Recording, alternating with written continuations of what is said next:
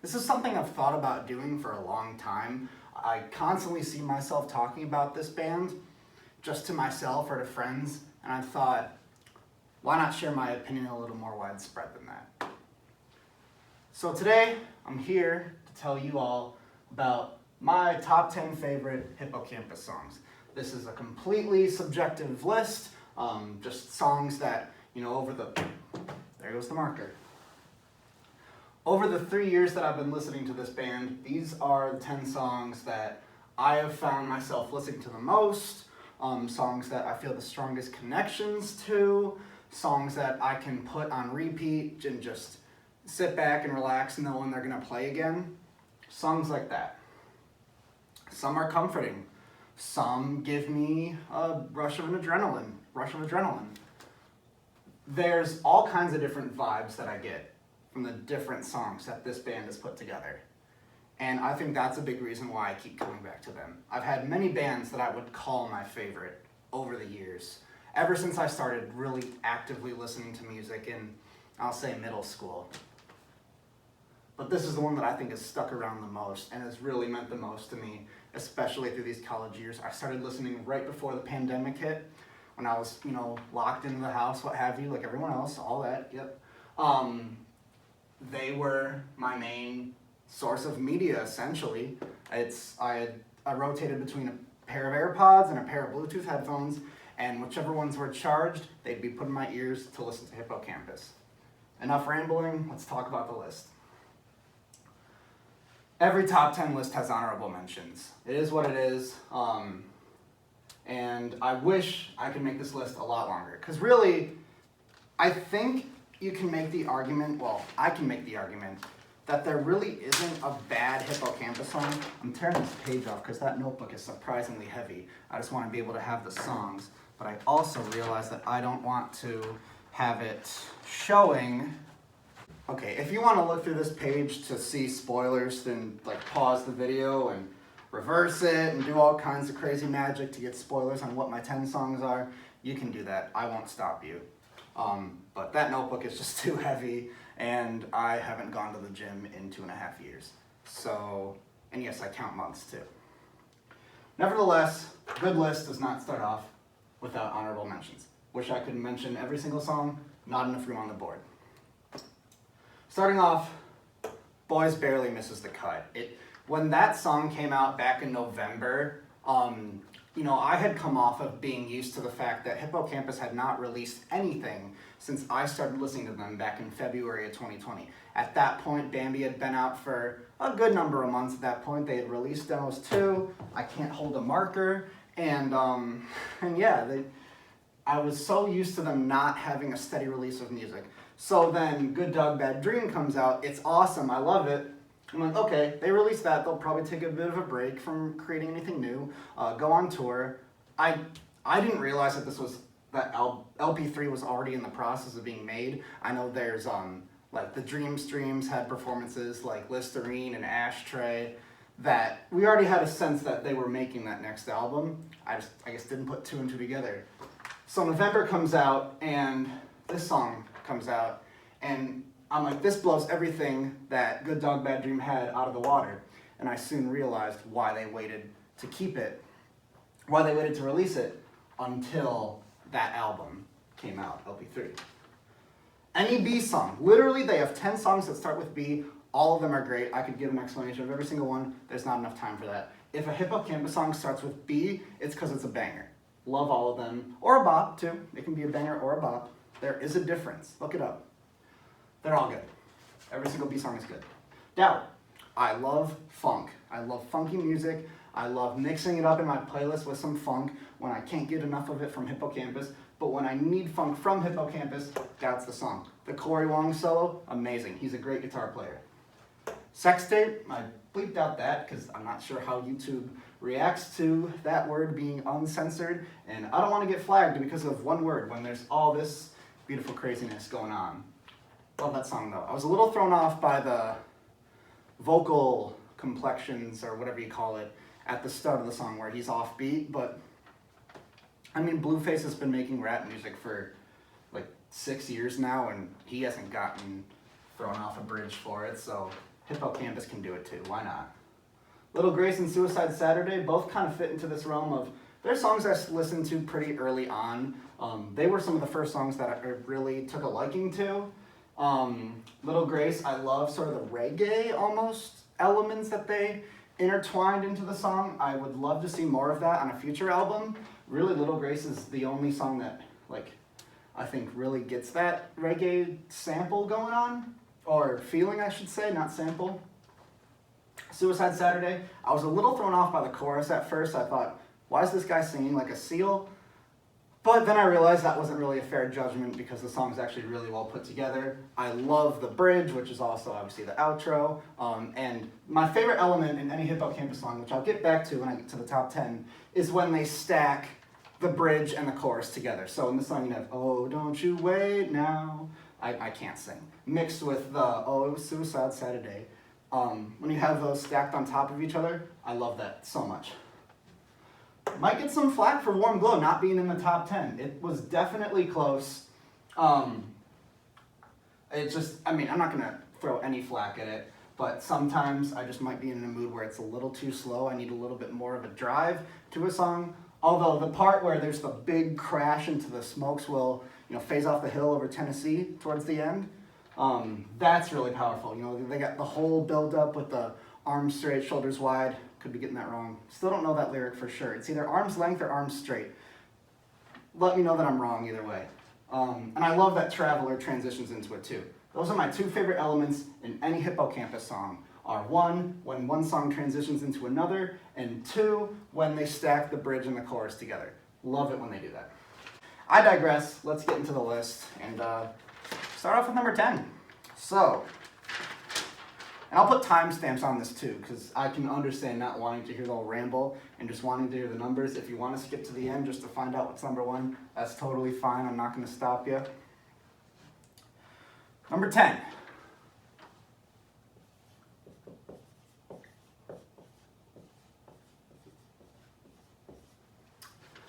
Simple Season is a summer song. No doubt about that. You can hear in some of the lyrics that it's sort of a callback to a, simpler time for the guys. That's at least how I read into it. No analysis of their songs is subjective, at least most, unless they're really explicit about what they're talking about. But with Simple Season, it's a song that I tie a lot of really good memories to. The summer that I was listening to it most was summer of 2020 when, eventually I felt comfortable enough to go to like outdoor gatherings of 3 to 5 people. But nevertheless, it's a song that I really tie to good memories with friends, bonfires, even like these past summers, whenever we have a bonfire, it doesn't really get played because not many of my friends are into Hippo Campus, which is totally understandable. I'm not really the main demographic of their fan base. Oh, I'm spoiling the songs again, look at me. But love Simple Season. I wrote some notes about these too, I'm trying to remember them. Love the whistling. I love, the driving melody throughout the whole song, especially with the kicks in the bridge. That's my favorite part. And yeah, if you can't tell, it's going to be an overall theme in this whole list. I love the bridges that Hippo Campus writes are the best part of the song. In almost every single song. This song, Sweet Love, Kiss on the Eyelid. Can't sing, once again. But it's probably my favorite part of the whole song, to just tie a whole great piece together. Number 9.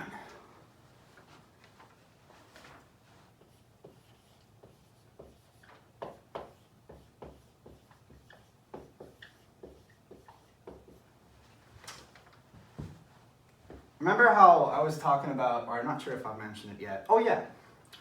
Remember I was talking about with boys how there'd been such a long period of time, due to mostly COVID and the fact that they weren't really, they didn't want to release anything new. Bad Dream Baby was that first song that came out. Obviously, most fans will know that. In, I believe it was June of 2021. It was either June or July, I can't remember for sure. Let me know that I'm wrong. And I was working on an archaeology project that day. I was outside, it was hot as hell. Still having a plenty fine day, because I enjoyed archaeology when I did it. But I get this text from my sister in all caps saying, to paraphrase, new Hippo dropped, listen right now. And I got so giddy, I immediately plopped it on the aux. This is as soon as I got in my car after that day. And I was a little thrown off by it at first. I thought, you know, Jake doesn't usually sing in that low of a register as he does to start the song. I'm used to more of a high-pitched Jake. I'm just gonna set the list down. I don't really need to hold it while I'm saying these. All it's gonna do is accidentally show to the camera and then I'm gonna spoil them.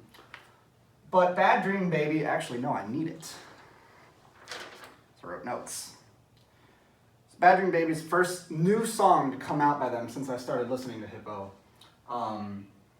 Been on a lot of repeats, and I think what I like the most about it is this is a serious story. This is a serious autobiography told by Jake about his own life and a lot of really shitty things that happened. You know, he compares himself to Britney Spears. Obviously, the main thing is dog dying.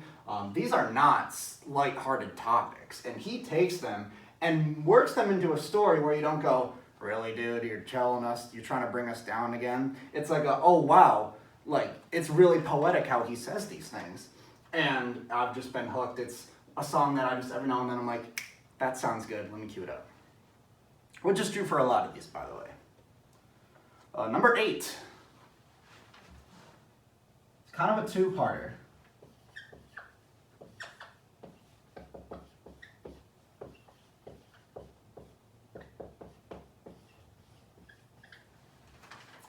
So the way it goes is obviously the main part of the song. There's no denying that. And I honestly might get some flack for this being at number 8 and not higher. This song consistently does some of the best numbers for the band, if not the best. It rotates in and out with other songs. But it's nevertheless just, I think, it sets its vibe really quick. You know exactly what you're getting out of this song. Nice, calm vibe. It's really all about the vibe. Because if you listen to the actual lyrics, a lot of them don't really make a whole lot of sense, I don't think. Like, my favorite is degenerate, counterculture, crying socialist. Like, yes, there's a story there, but I don't think they're trying to make you break down every word they're saying. I don't think that's the purpose of the song. I think you're supposed to vibe to it. At least that's how I've always handled the song. It's a great driving song, too. This is a song that I really like to put on in the car, specifically. And outside the car, too. Don't get me wrong. And it's also one of the best live performances they put together. Do yourself a favor after this video and go watch their performance at the Palace Theater. They have timestamps on that video. Skip to the part where they do Way It Goes. And just every element of that live performance is awesome. It gives me chills every time I listen to it. Number 7.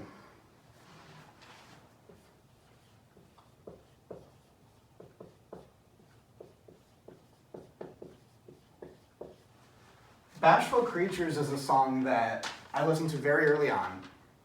It was one of the first 3 songs that ended up in my main playlist when I started listening to Hippo Campus. And it was because one day that my sister played it, she played it and then I immediately heard Bashful Creatures, I Don't Give a Shit. And I didn't bust out laughing, but I was almost like shocked. I mean, he belts that out.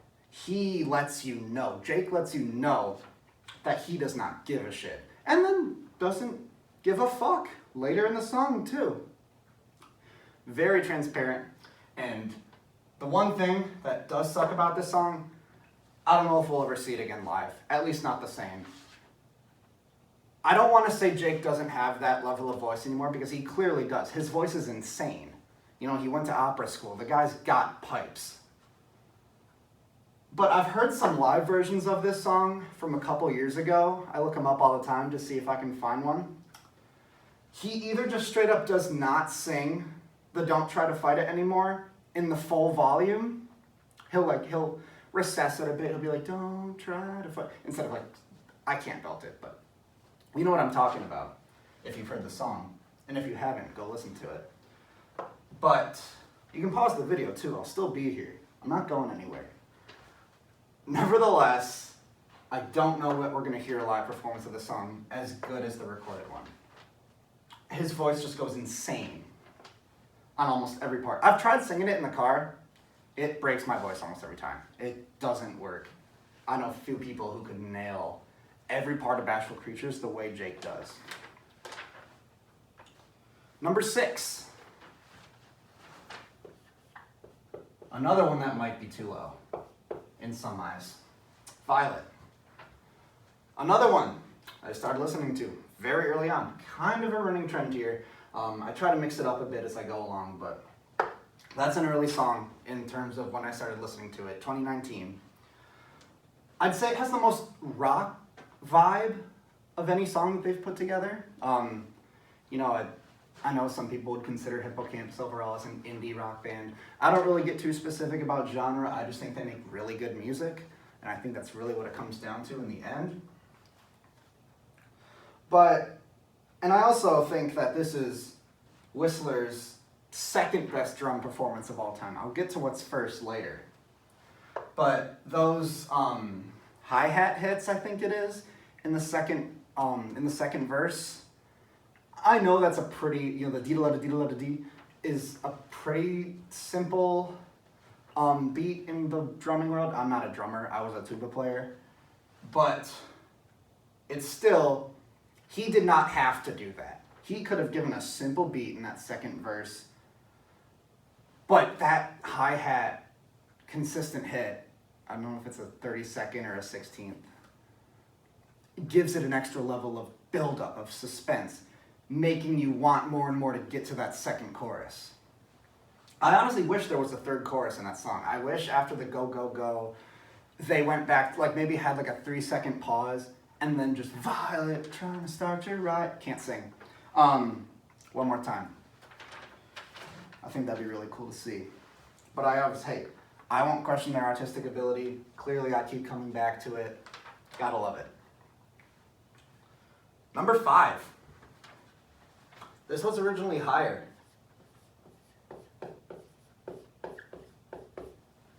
Kentucky. Now, I know this is technically a demo. It is a demo, not technically. It just is a demo. This is just one of those songs that I wonder why they didn't put on a main album. Because, yes, you could argue something like Warm Glow is decently similar, but there's nothing exactly like Kentucky in their entire discography. Haters of the band will claim that there's many songs in their discography. I'm going to say the word. Take a shot every time I say the word discography. Or if you're a kid, drink a glass of milk every time I say the word. I don't know. Pick something. Make it fun. But they can argue that a lot of songs in their discography sound similar, or the same even. I had a friend who I said, hey, you should check out some of their music, and he's like, it all sounds the same. I don't think you can make that argument for Kentucky. I don't think that you can say that this sounds like 100 other songs of theirs. It's a campfire song. That Kentucky is a song that I would want played at a bonfire. The ones I go to, it doesn't, because no one knows the song. I'm not going to force it onto them. But that's the perfect vibe. Hippo Campus, I think, a lot of their discography is about the vibe more than it is the lyrics. After you watch this video, look up Hippo Campus playing Kentucky in Kentucky. The crowd loves it. Number 4. Probably saw this one coming.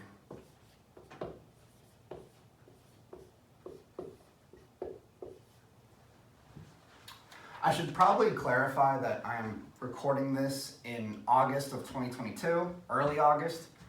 I don't know if they'll have released anything within the next few months. I don't think they will. They're on tour right now. But of the new album, LP3, it's no secret that Ride or Die is the best song on the album. I said this list is completely subjective. I think I'm being objective when I say that Ride or Die is the best song on LP3. Yes, that album is great. I don't have a single song on there that I dislike. But the second you hear that driving beat kicking off this song, or the subtle wubs that kind of kick it off, that bounce between your ears, you know you're getting a good song. That morning I had to take an hour bus ride to get to a class that I had. And it was on repeat the whole way. and on the way to the class from the bus, on the way back after the class, on the bus ride home, and when I got home. It wouldn't be wrong to say that I had 50 plays of Ride or Die the day it came out. I know you can argue it sounds similar to a lot of their discography. I see a totally different product with this. I see a bold new direction. Even if the lyrics are a little safe, it's a love song, which, if you really think about it, Hippo Campus does not have many love songs. There's Golden, there's Chapstick, I'm probably missing at least one other one, but they really don't have many love songs. This is their best one. Number 3. I sound kind of preachy. I promise it's not what I'm going for, but I just really like to hit some of those points home.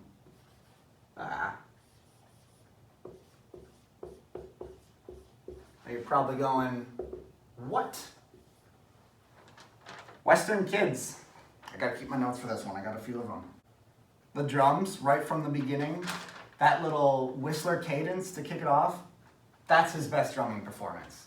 Earlier I talked about how Violet's my second favorite. Western Kids is my favorite drumming performance of his. There are so many times in that song when he does not have to do the most to keep the song going, but he does. The way he carries the song with that beat throughout the whole song, I just said song twice, I think really ties it all together. It's the mixing spoon for the brownie batter. But I just like the fact that there's so many different phases to it. Like the fact that the end is just silence, I think that's the time for the listener to reflect on what they just heard. Not even be like, am I doing that? The stuff that they're talking about? But just think, wow, that's a message. It doesn't hit like a truck. I don't think that's the right phrase to describe it. But it hits enough to make you think. And I think that ending section with just the instrumental is that thinking time for the listener. Number 2.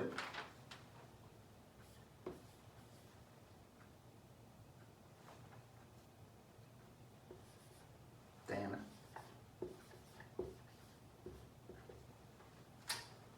Again, I know many folks have that at their number 1. Many people that I've seen between the internet, talking in real life, that's their number 1. It was my number 1 first song that I ever heard from them. Bambi was a song that was always playing in the car. My sister would always get the aux.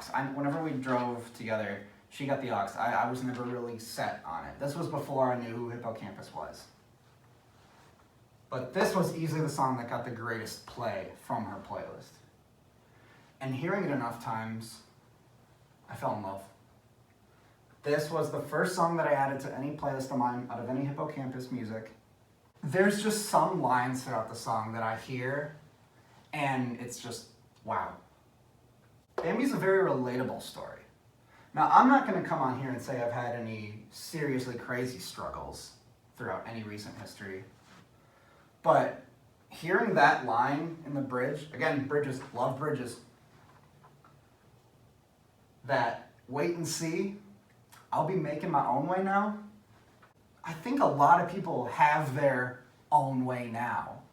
And that's a song that I think almost anyone can relate to, or a lyric rather, that everyone can relate to in some way or another.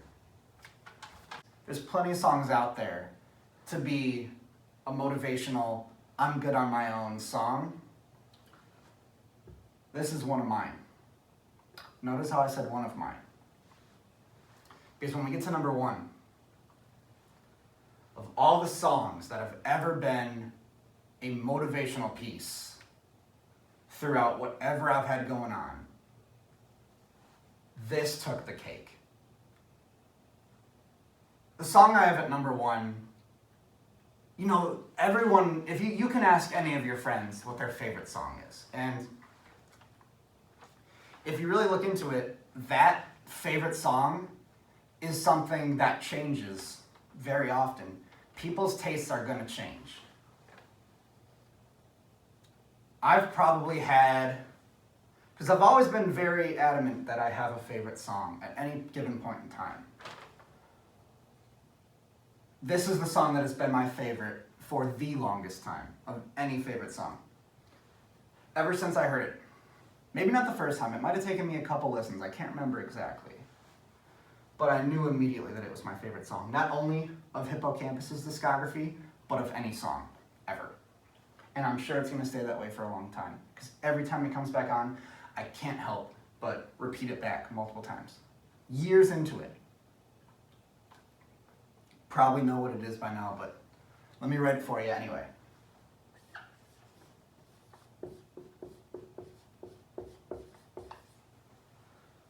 A bit cliche, I know. It's their most popular song. Earlier when I was talking about Way It Goes, I wanted to say, Way It Goes is consistently one of their best-selling songs, other than Buttercup. But I couldn't say that, because that would spoil the fact that I had it coming up.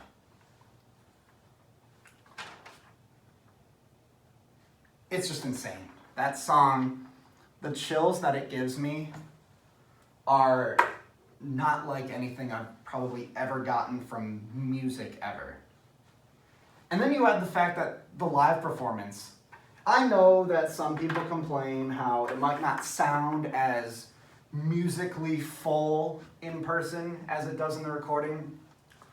I don't think you can physically, not physically is not the right word. I don't think you need to have the exact production that you do on the recording as you do in person.